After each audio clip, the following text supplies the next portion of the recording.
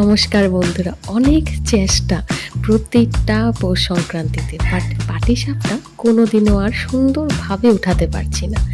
বাজারের চালের গুঁড়ো দিয়ে তো হয়ই না, ঘরেরও খাবার যেটা চাল ইউজ করি সেটাও ভিজিয়ে ট্রাই করলাম, সেটাও ভেঙে ফেটে ফেটে যায়।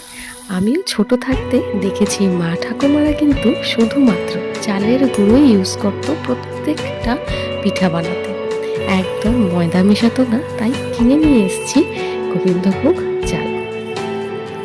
প্রথমে 2 কাপ গোবিন্দভোগ চালকে ধুয়ে ভিজিয়ে রেখে গেছি সকালে অফিস যাওয়ার আগে। পুরো দিন ভিজে থাক, তাহলে সন্ধে এসে বানাতে ইজি হবে। নিয়ে নিলাম 1 কাপ তাল মিশ্রি। আগে এটাকে ফাইন একটা পাউডার করে নেব।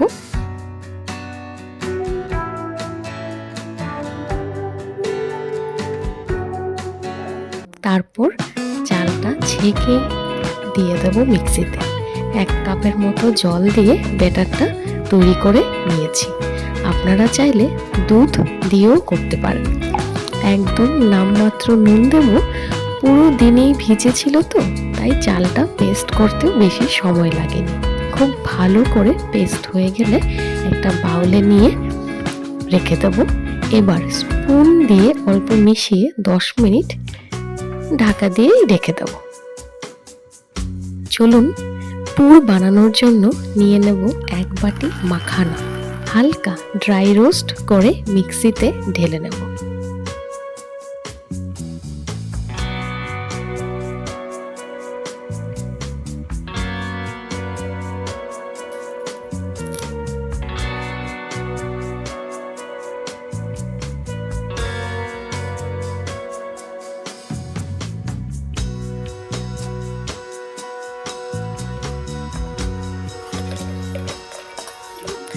আর 1 বাটি সাদা তিল দিয়ে হালকা ঘুরিয়ে নেব। একদম ফাইন পাউডার করব না, এইরকম হবে।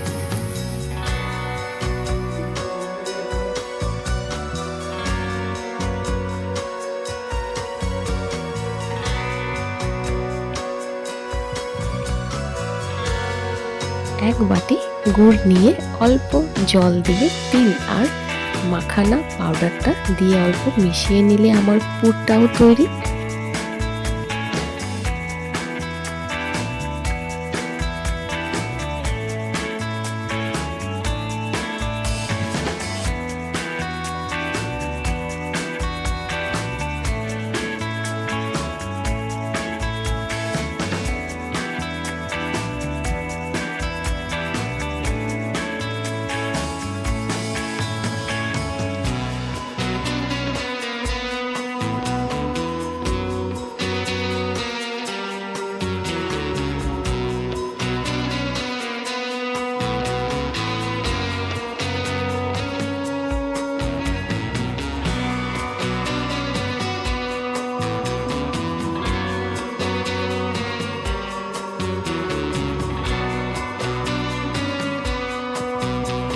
এবার লক্ষ্য করে দেখো, এই জায়গাটা কিন্তু খুব ট্রিকি।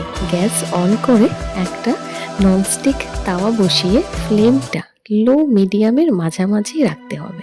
পুরো লো না, আবার পুরো মিডিয়ামও না।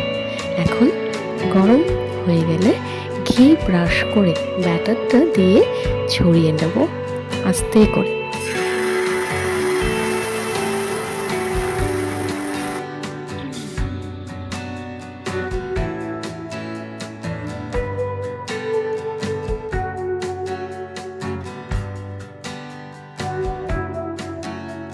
সঙ্গে সঙ্গে দিয়ে দেব পুরটাও, আর উল্টে উল্টে পাটিসাপটাও তৈরি করে নেব।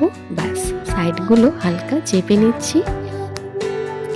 রেডি হলো শুধুমাত্র চালের গুঁড়ো দিয়েই পাটিসাপটা। তোমরাই বলো ভাঙলো কি?